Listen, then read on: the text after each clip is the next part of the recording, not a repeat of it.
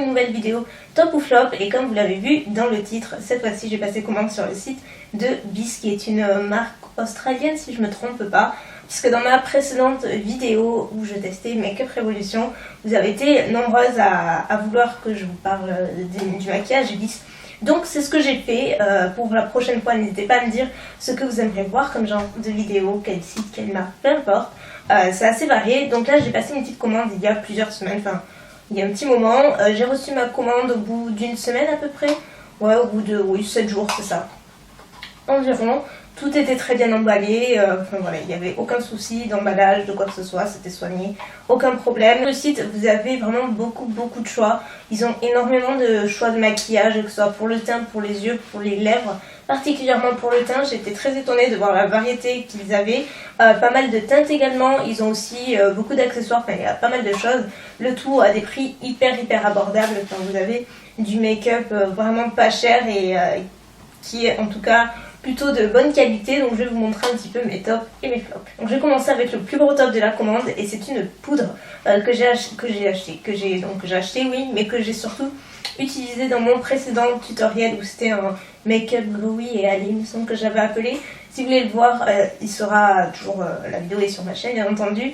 Et donc j'utilisais cette poudre et je vous disais que j'aimais beaucoup. Donc c'est la Matte Finish Compact Powder, j'ai la teinte Natural Beige, qui est une teinte relativement neutre, le tout dans un packaging classique, noir. Bon, il est un petit peu sale, mais je l'amène vraiment partout avec moi en ce moment. Et c'est une poudre qui m'a beaucoup étonnée, je ne m'attendais pas du tout à avoir un tel coup de cœur. Comme vous le savez, je suis plutôt à la recherche depuis quelques temps d'une bonne poudre matifiante, parce que voilà, quand on a une peau mixte à grasse qui est sujette aux brillants au cours de la journée, on aime bien avoir une bonne poudre qui nous laisse matifier durant une bonne partie de la journée en tout cas, et c'est tout à fait le cas avec cette poudre là. Je dirais que je ne brille pas pendant 6 à 8 heures après l'application de cette poudre, ce qui est un bon record. Après c'est une poudre qui est très fine, donc qui ne pose pas de problème par-dessus un fond de teint ou une crème teintée. Après je suis pas sûre que si vous l'utilisez seul ce soit suffisant, parce que c'est pas la poudre qui va vraiment unifier votre teint si vous n'avez rien sur la peau, parce qu'elle est excessivement fine, mais en tout cas elle fait vraiment son job pour matifier. Donc voilà, là par contre gros top.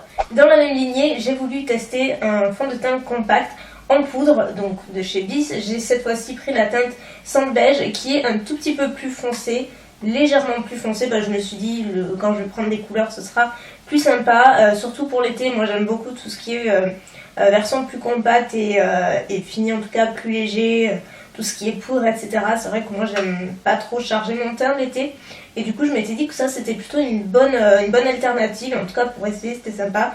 Malheureusement j'ai pas du tout été séduite. Pour moi c'est plutôt un flop.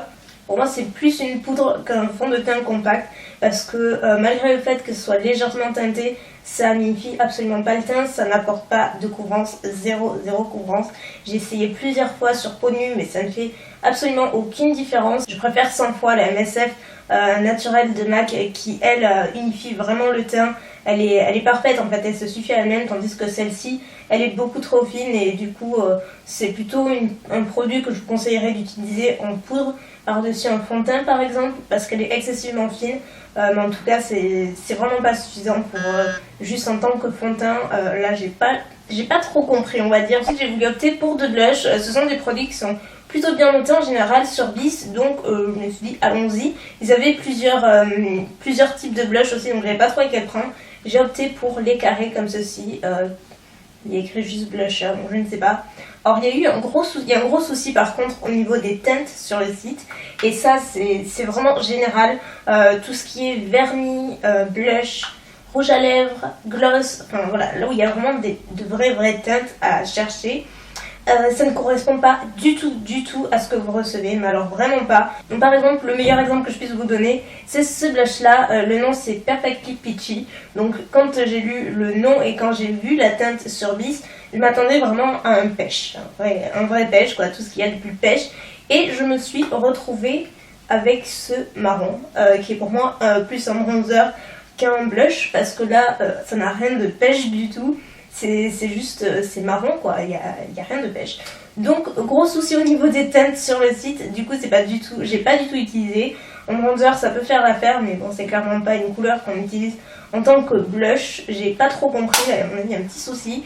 Ensuite la deuxième teinte que j'ai pris, pas de souci de ce côté là, c'est Pretty in Pink. Donc là c'est un vrai rose, il n'y a aucun problème. Je l'ai dessus pour que vous voyez, mais je sais pas si vous verrez énormément parce que c'est plutôt une teinte que je conseillerais aux peaux claires, voire très claires. C'est un rose qui est excessivement pâle, qui n'apporte pas vraiment de couleur, qui n'est pas très pigmenté, donc vous ne pouvez pas vous rater avec. En revanche, il a un fini satiné qui est ravissant, qui apporte un glow au teint qui est vraiment superbe, sans paillettes ni quoi que ce soit, et ça j'ai été vraiment étonnée. La qualité du blush est vraiment sympa, mais après c'est quand même une teinte qui est relativement claire, donc c'est pas le blush que je vais utiliser tous les jours pour ma peau actuelle. Pourtant je suis pas super foncée de peau, hein, même pas du tout.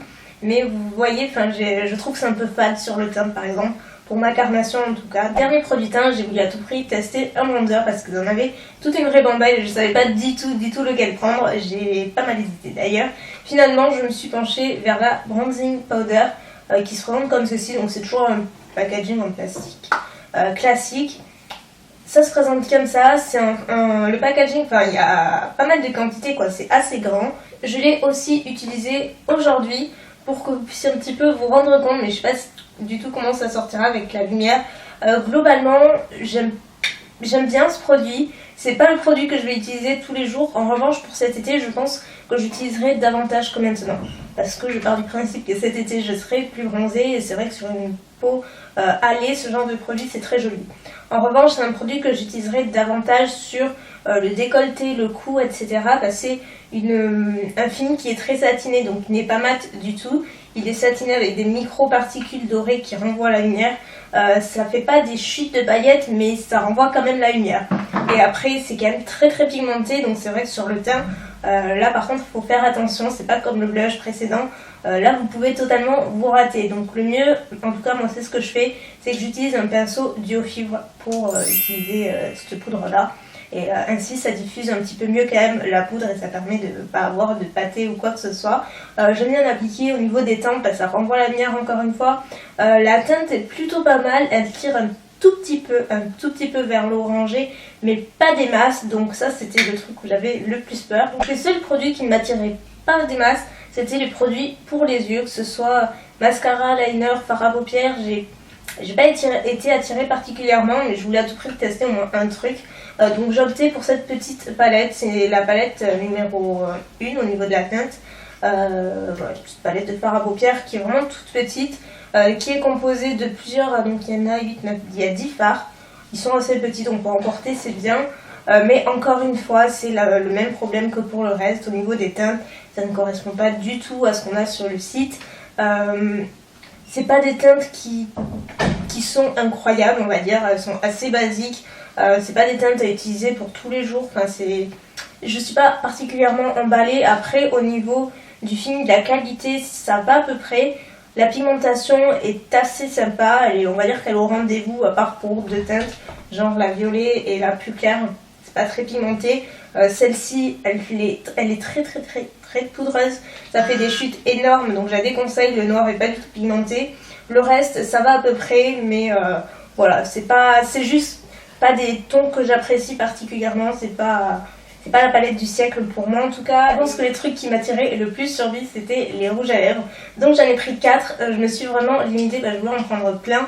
Mais encore une fois, les teintes, c'est juste la catastrophe pour choisir un rouge à lèvres, quoi. C'est vraiment pénible et ça, c'est quelque chose qui m'agace profondément. En plus, j'ai pas été capable, il n'y a pas de swatch qui sont référencés sur Google. Donc c'est y aller un petit peu à l'aveugle, quoi. Donc j'ai 3 teintes. La première qui s'appelle Fury, qui est en orangé. Je m'attendais pas à le voir si orange que ça en fait. Je pensais que c'était un corail plus doux, qui apparaissait beaucoup plus doux en tout cas sur le site. Mais pas du tout, mais bon, c'est pas grave, ça à la rigueur, je le porte surtout l'été.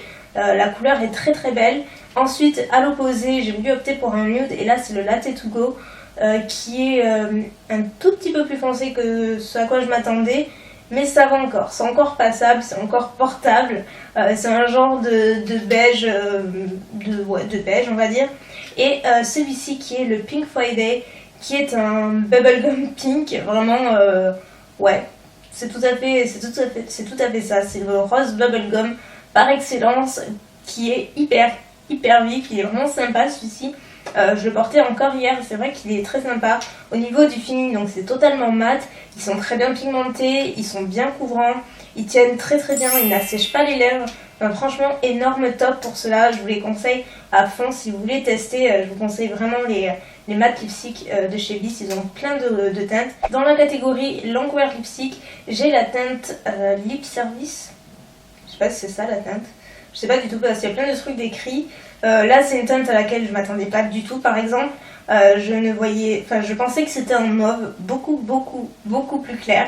Et il s'avère que c'est un espèce de prune, mais vraiment très foncé. C'est une couleur que je porte plutôt en fin d'année, genre automne-hiver. Après, la teinte est très jolie, mais c'est juste que voilà, c'est pas du tout ce à quoi je m'attendais. Sinon, encore une fois, couvrance, pigmentation et longue tenue sont au rendez-vous. Et les tout derniers produits que j'ai achetés, ce sont des vernis. J'en ai acheté 4. Là encore, je me suis limitée parce qu'ils en avaient des tonnes, mais vraiment des tonnes et des tonnes de teintes. Là encore, gros problème de teinte, enfin gros problème de teinte en général. Mais sinon, donc, je vais commencer avec les deux que j'ai à droite. Le premier qui est celui-ci, donc les deux se ressemblent un petit peu, mais il y en a un qui est plus rose et l'autre plus pêche, un plus clair et plus foncé. Celui-ci c'est Pretty as Peach, celui-ci est très joli. Je l'ai porté, je vous mettrai une photo pour que vous puissiez voir. C'est vraiment un pêche très clair qui est très joli. Il est ravissant, il me fait un petit peu penser à Vandigo de Essie en plus clair. Voilà pour la petite référence. Ensuite celui-ci je ne l'ai pas essayé encore, j'ai pas eu le temps, c'est le Baby Pink. J'ai juste swatché sur un ongle et il est beaucoup plus rose en revanche.